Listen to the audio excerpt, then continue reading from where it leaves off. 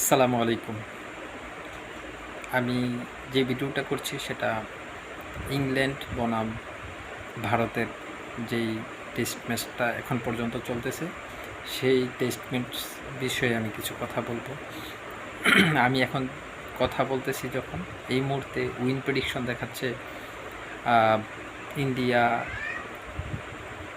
55% এবং ইংল্যান্ড 45%। একটা সময় এরকম ছিল যে ইন্ডিয়া দেখাচ্ছিল 82 মানে 82% এবং ইংল্যান্ড দেখাচ্ছিল মাত্র 15%, যাকে ইংল্যান্ড আস্তে আস্তে রিকভারি করছে। এখন আমার মনে হয় ইন্ডিয়া এই ওভাল টেস্ট এবং ফাইনাল টেস্ট ম্যাচটা জিতেই যাবে। আসলে সেয়ানে সেয়ানে লড়াই হয়, যেটা সবসময় হয়ে আসতেছে ইংল্যান্ড এবং অস্ট্রেলিয়ার মাঝখানে, যেটারে আমরা অ্যাশেজ টেস্ট নামে চিনি। ওটাই মূলত টেস্ট ইন্ডিয়ার সাথে যদিও লড়াই হচ্ছে, ইন্ডিয়া যেইভাবে পারতেছে স্লেজিং করার চেষ্টা করতেছে, এটা আসলে ওদের ঐতিহ্যই, ওটা অনেক আগে থেকেই তারা চেষ্টা করে স্লেজিং করে অন্যান্য খেলোয়াড়দের মোটিভেশন বা মনোযোগ ভেঙে দেওয়ার জন্য। এটা হয়তো ইংল্যান্ডের বিপক্ষে পারবে না ওরা, কারণ ইংল্যান্ডের মাইন্ডসেট অন্যরকম। ওরা ডিফেন্সিভ খেলে না, অ্যাগ্রেসিভ ম্যাচে খেলে। তো কারণ ইংল্যান্ড যে নিতে পারে সেটার প্রমাণ কিন্তু তারা দ্বিতীয় টেস্টেই দেখাই দিয়েছিল, যে 300 নাকি ফার্স্ট টেস্ট তারা 373 রান কিন্তু চেঞ্জ করছে। এটা 374 রান দরকার, হয়তো সেটাও নিয়ে নিবে। তো যে কারণে বলা ভিডিওটা করা মূলত যখন চতুর্থ টেস্ট জাদেজা, ওয়াশিংটন সুন্দর, কেএল রাহুল ওরা সেঞ্চুরি করে ম্যাচটাকে একদম হারা ম্যাচটাকে ড্র করে দেওয়ার পরে দেখলাম ইন্ডিয়ার কিছু মিডিয়া এবং ইন্ডিয়ার অনেক উগ্রবাদী অনেক লক্ষ্মী দেখলাম ভিডিও করলো, তারা সমবেদনা জানাচ্ছে আমাদের বাংলাদেশিদের নাকি মন ভেঙে গেছে, এটা সেটা বলে আর এই কত কি বাংলাদেশিদের নিয়ে তারা কত ট্রল তারা দেখিয়ে দিয়েছে যে ওরা ড্র করে নিছে হারা ম্যাচটা। আরে বাবার, এই খেলা তোদের, খেলা তোমাদের, ইন্ডিয়া আর ইংল্যান্ডের। এখানে পান থেকে চুন খসলেই তোমরা বাংলাদেশকে কথা বলার জন্য একদম দাঁড়ায় থাকো, কীভাবে বলা যায়। তো আজকে আশা করি ইংল্যান্ডই জিতে যাবে। তখন আসলে তোমাদের এই এত মানে উগ্র মেজাজ, এত এত কথা এড়িয়ে যাবে কোথায়? একটু চিন্তা করো, তোমরা যে খুবই লাফাও, মানুষের তো পতনও হয়।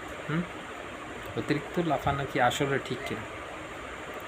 আর একটু খেয়াল করো, পৃথিবীর কোনো ক্রিকেট খেলতেছে এরকম দেশ আসলে এত খেলাটাকে এত রাজনৈতিক পর্যায়ে নিয়ে যায়নি, যেটা ইন্ডিয়ারা নিয়ে যাচ্ছে। এটা সারা বিশ্বের ক্রিকেট যারা খেলতেছে প্রত্যেকটা দেশই দেখতেছে। এই যে লিজেন্ড গেল WCL, যে প্রত্যেকটা দেশের লিজেন্ডরাই খেললো, ইন্ডিয়াও অংশগ্রহণ করলো, তারা খেলতেছে ভালো খেলতেছে। তারা সেমিফাইনাল ম্যাচে গিয়ে কী করলো, পাকিস্তানের সাথে কেন ম্যাচ করলো, শেষ, তারা আর খেলবে না, খেলা বয়কট করে দিয়ে একটা সোজা ব্যাগট্যাগ নিয়ে বাড়িতে হাজির। আরে বাবার, তোরা খেলাটাকে খেলার মধ্যে রাখ, এটার রাজনীতির সাথে জড়ায় নিজের কেন সুযোগ ছিল। তোমরা পাকিস্তানের সাথে খেলে হয়তো জিতে ফাইনাল খেলতে পারতো সাউথ আফ্রিকার সাথে, এবং এমনও হইতে পারতো যে সাউথ আফ্রিকা আর তোমরাই বিশ্ব চ্যাম্পিয়ন হইতে পারতো লিজেন্ডদের মধ্যে। এটা মূলত কার সিদ্ধান্তে এই রকম কাজগুলি করে এটা আল্লাহই ভালো জানে।